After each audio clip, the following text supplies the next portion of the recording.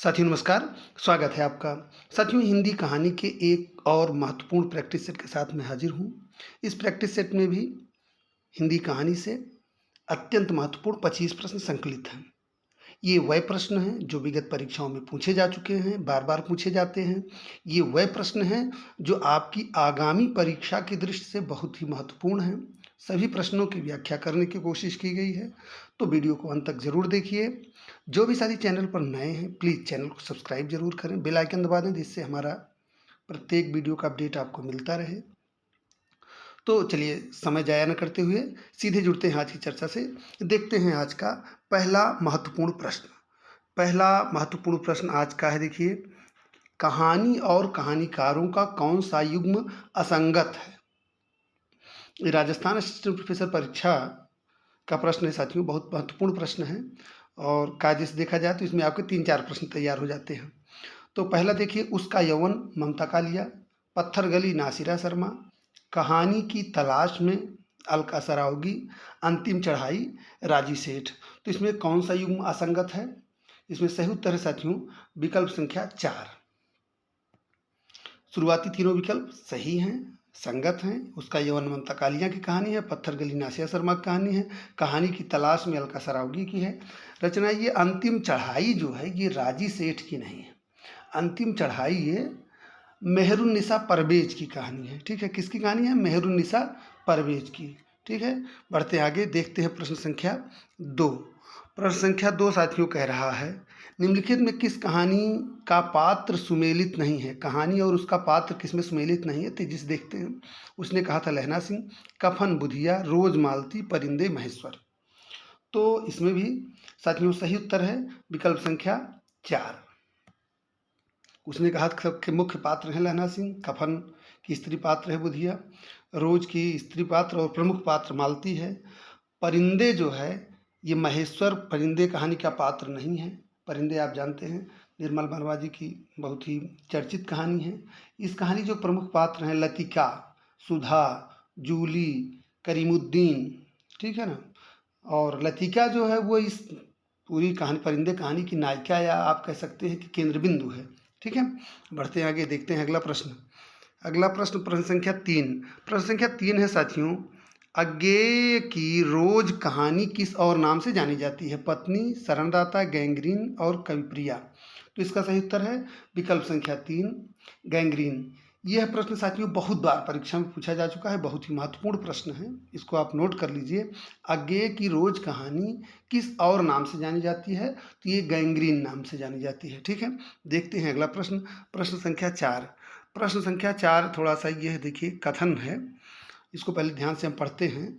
अगर यह दोनों साधु होते तो उन्हें संतोष और धैर्य के लिए संयम और नियम की बिल्कुल जरूरत न होती। यह तो इनकी प्रकृति थी, विचित्र जीवन था इनका। यह कथन किस कहानी का है? मुझे लग रहा है आप समझ गए होंगे। ममता, कफन, रोज और परिंदे। इसका सही उत्तर है क्या साथियों? इसका सही उत्तर है विकल्प संख्या 2 कफन। कफन कहानी में यह कथन जो है घीसू और माधव के प्रति है। ठीक है, बढ़ते आगे देखते हैं अगला प्रश्न प्रश्न संख्या 5। प्रश्न संख्या 5 कह रहा है कि परिंदे कहानी से नई कहानी की शुरुआत किस समीक्षक ने माना है? राजेंद्र यादव, रामचंद्र शुक्ल, नामवर सिंह, डॉक्टर नगेंद्र। तो इसमें सही उत्तर है साथियों विकल्प संख्या आपका 3 नामवर सिंह। परिंदे कहानी से नई कहानी की शुरुआत नामवर सिंह मानते हैं। नई कहानी नाम का सर्वप्रथम प्रयोग किसने किया था? दुष्यंत कुमार ने किया था। यह तथ्य भी जान लीजिए। ठीक है, बढ़ते हैं आगे देखते हैं प्रश्न संख्या 6।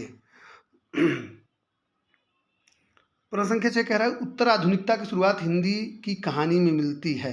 उत्तर आधुनिकता की जो संकल्पना है ये किस कहानी में मिलती है? ये देखिए चारों विकल्प, वारेन हेस्टिंग्स का साढ़, ममता, कफन, एक गौ। तो इसका सही उत्तर है विकल्प संख्या 1 वारेन हेस्टिंग का साढ़। वारेन हेस्टिंग का साढ़ किसकी कहानी है? ये उदय प्रकाश की बहुत ही चर्चित कहानी है। ममता जानते हैं आप प्रसाद जी की है, कफन प्रेमचंद जी की, एक गौ कहानी किसकी है? ये जैनेन्द्र कुमार की है। ठीक है, बढ़ते हैं आगे देखते हैं अगला प्रश्न प्रश्न संख्या 7। प्रश्न संख्या 7 कह रहा है कहानी के निम्न तत्वों में सर्वाधिक महत्वपूर्ण और आवश्यक तत्व कौन सा है? उद्देश्य, कथा, वस्तु, पात्र और देश काल, ये सभी कहानी के तत्व हैं। लेकिन इसमें सबसे ज़्यादा महत्वपूर्ण कौन सा है, इसकी बात हो रही है। तो इसमें सबसे ज़्यादा महत्वपूर्ण है साथियों विकल्प संख्या 2, कथा वस्तु। ये कहानी की सफलता असफलता उसकी कथा वस्तु पर सबसे ज़्यादा निर्भर करती है, ठीक है ना। कहानी के तत्वों में ये सर्वाधिक महत्वपूर्ण तत्व है। कहानी की मूलतः कितने तत्व होते हैं? कहानी के 6 तत्व होते हैं। कथा वस्तु, चरित्र चित्रण, संवाद, देश काल या वातावरण, उद्देश्य और शैली, ठीक है। चलिए बढ़ते हैं आगे, देखते हैं अगला प्रश्न। प्रश्न संख्या 8। प्रश्न संख्या 8 कह रहा है निम्न में दलित जीवन पर आधारित कहानी है। ईदगाह, घर जमाई, ठाकुर का कुआं, गुल्ली डंडा। ईदगाह, घर जमाई, ठाकुर का कुआं और गुल्ली डंडा। यहाँ गलती से गुल्ली डंडा टाइप हो गया है, इसको आप गुल्ली डंडा पढ़िए, ठीक है। इसका सही उत्तर कौन सा साथियों? इसका सही उत्तर है विकल्प संख्या 3, ठाकुर का कुआं। इन सभी कहानियों में ये आप जानते हैं कि ईदगाह, घर जमाई, ठाकुर कुआं, गुल्ली डंडा, ये सभी किसकी कहानियाँ हैं? ये मुंशी प्रेमचंद की कहानियाँ हैं। ठाकुर का कुआं साथियों दलित जीवन पर आधारित है। आप कह सकते हैं कि दलित जीवन की त्रासदी की इसमें अभिव्यक्ति की गई है। और त्रासदी यह है कि समाज के जो अछूत लोग, तथाकथित अछूत जिनको कहा जाता है, वो उनको ठाकुर के कुएं से पानी लेने का अधिकार नहीं है। ये इस कहानी में दिखाया गया है, ठीक है। बढ़ते हैं आगे, देखते हैं अगला प्रश्न। अगला प्रश्न है कानों में कंगना कहानी के लेखक कौन है?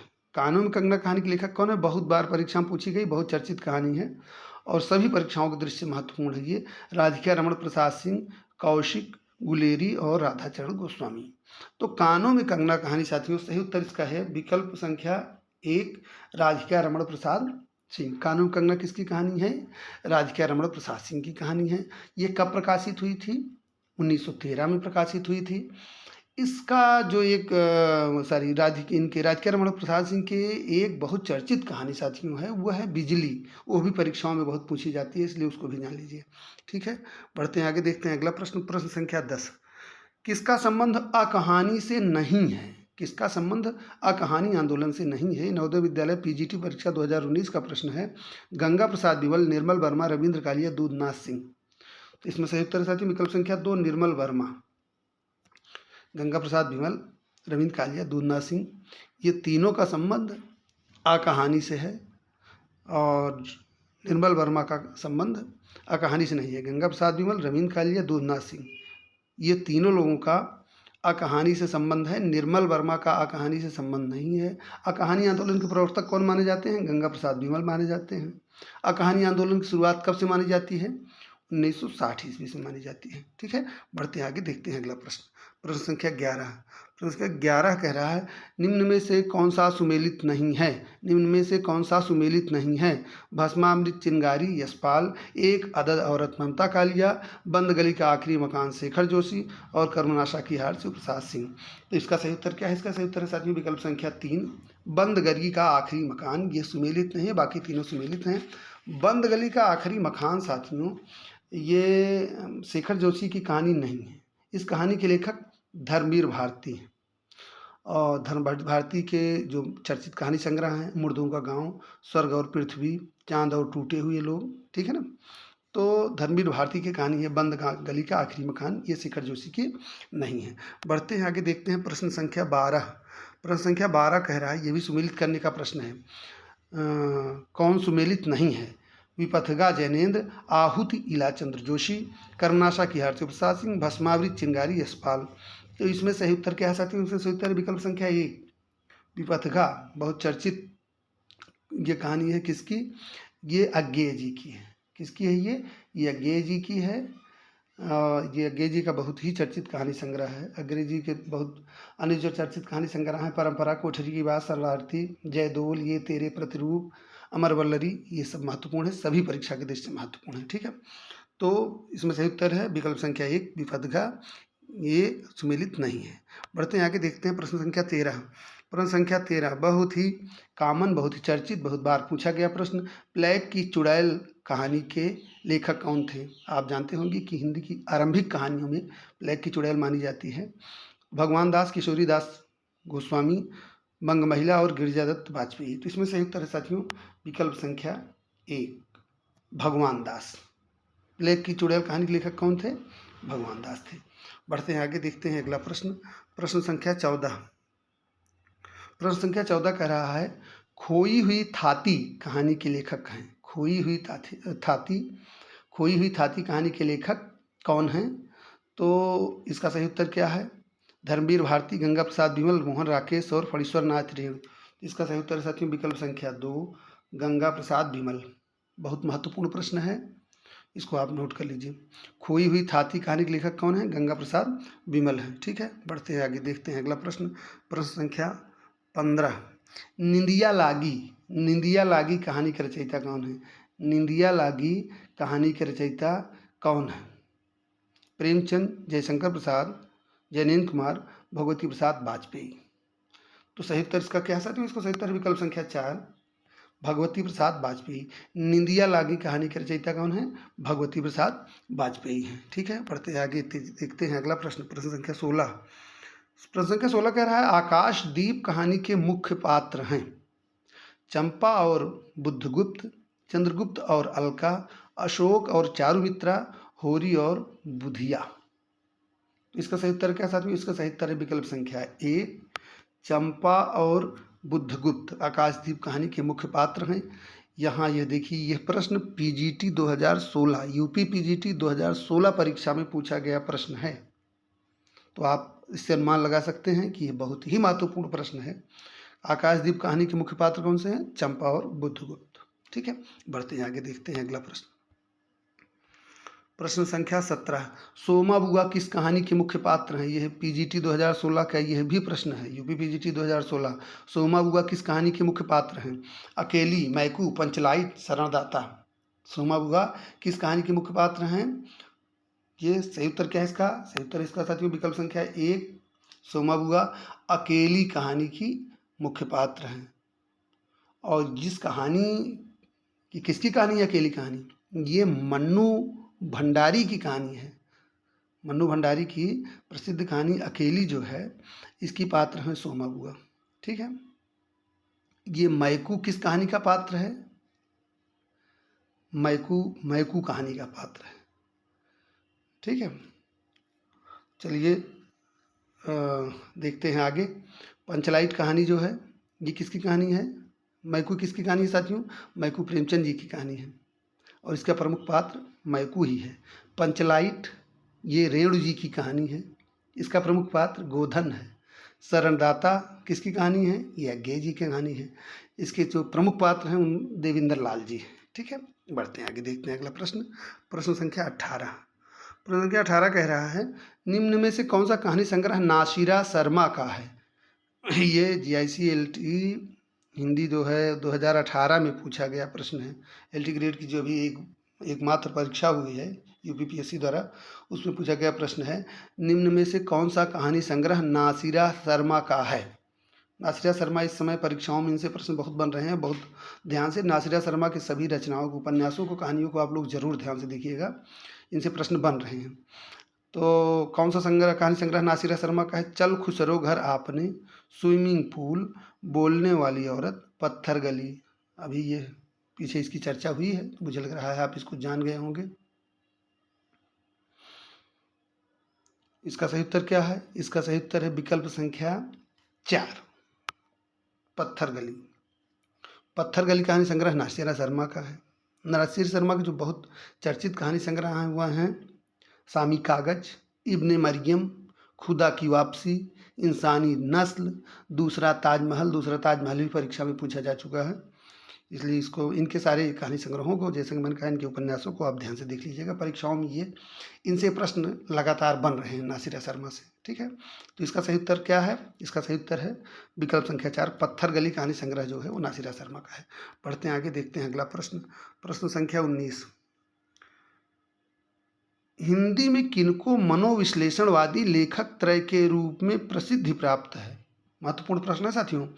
हिंदी में किनको मनोविश्लेषणवादी लेखक त्रय के रूप में प्रसिद्धि प्राप्त है?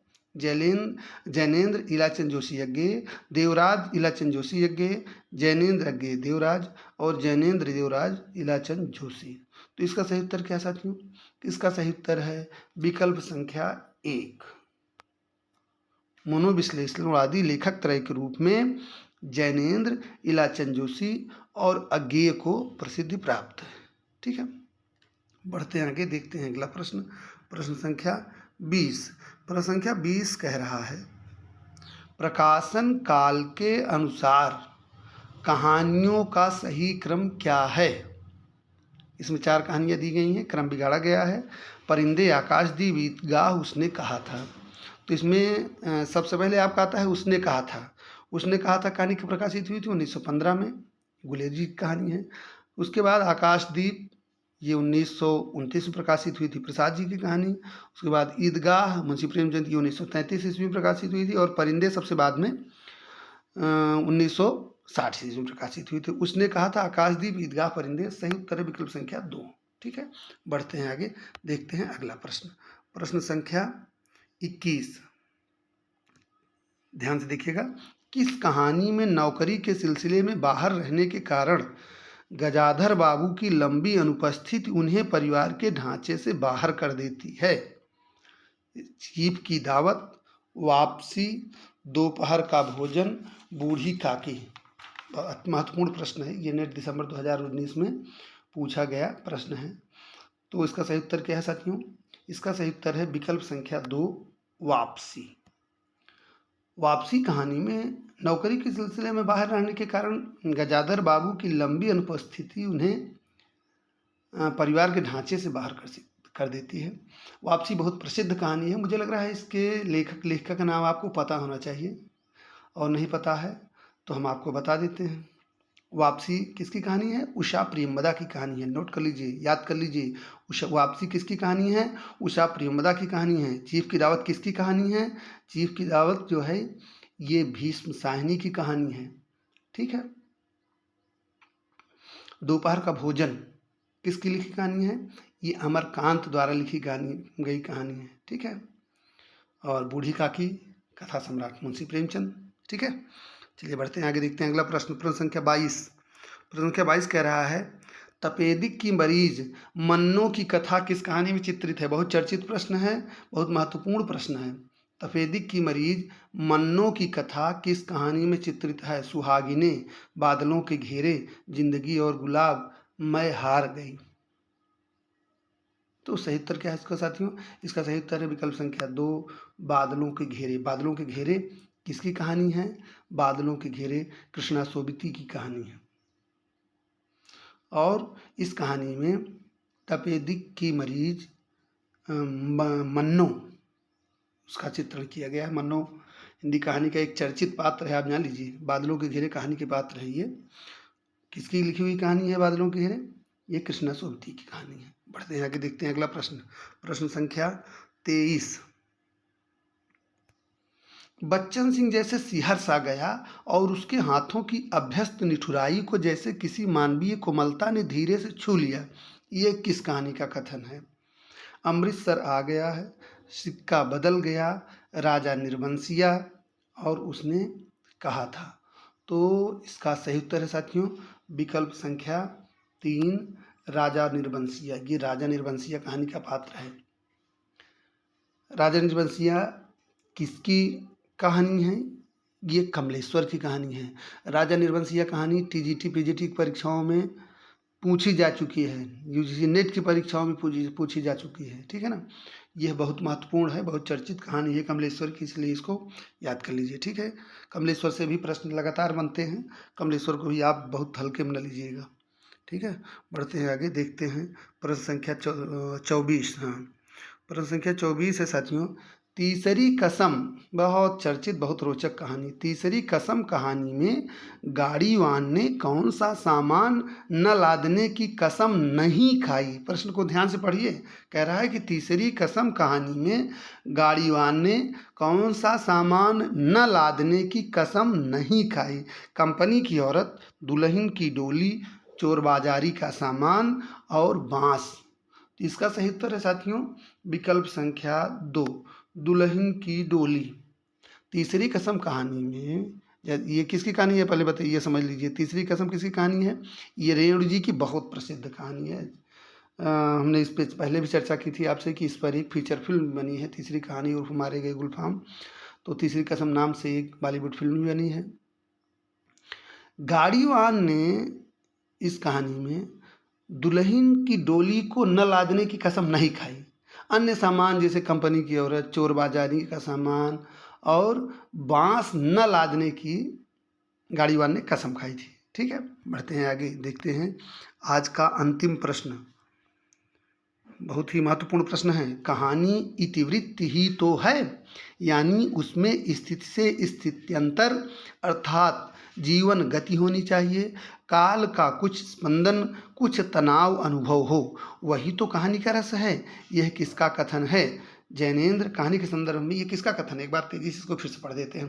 कहानी इतिवृत्ति ही तो है, यानी उसमें स्थिति से स्थिति अंतर अर्थात जीवन गति होनी चाहिए, काल का कुछ स्पंदन, कुछ तनाव अनुभव हो, वही तो कहानी का रस है। ये किसका कथन है?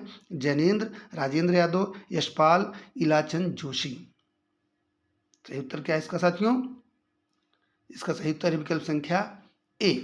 ये है जैनेन्द्र कुमार का कथन है। ठीक है, चलिए बढ़ते हैं आगे। तो साथियों, आपने आज के वीडियो का प्रश्न 1 से 25 तक देख लिया। उम्मीद करता हूँ यह संकलन आपको पसंद आया होगा। अभ्यास करते रहिए, बार बार मैं कहता हूँ। आप चाहे जितना अध्ययन कर लें, अगर आप अभ्यास नहीं करते हैं तो अनभ्यासेन विषम शास्त्रम, और अंग्रेजी में कहा गया है प्रैक्टिस मेक्स मैन परफेक्ट। तो परफेक्ट होना है तो अभ्यास करते रहिए, जिससे प्रश्न के 4 विकल्प मिलते ही आपको विचार न करना पड़े, सही उत्तर पर आपका तुरंत माइंड स्ट्राइक कर जाए और आप सही प्रश्न कर पाएँ। तो फिलहाल आज के लिए इतना ही। मिलते हैं अगले वीडियो में एक और प्रैक्टिस सेट के साथ। तब तक के लिए धन्यवाद, नमस्कार।